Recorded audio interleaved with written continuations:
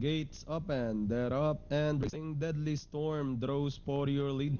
Wild Wind is in second and Dottie outside. Animal Instinct.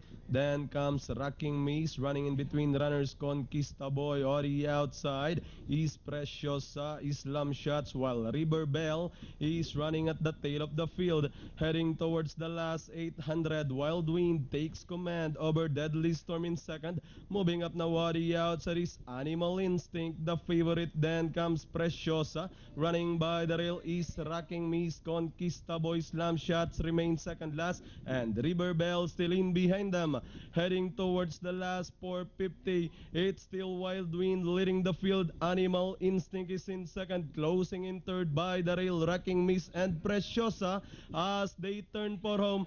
Animal Instinct racing wide a little bit at the corner, but it's still Wild Wind leading the field by the rail, moving up to take second Islam Shots and Rocking Maze. With the last 150 more to run, Wild Wind by the rail, Islam Shots, but it's still Wild Wind back to a length and a half lead. Islam Shot is in second by the rail, moving up, and with the last 50 meters, it's going to be a close finish between Wild Wind and Islam Shots. Then comes Preciosa, Conquista Boy, Animal Instinct for your Pentapecta.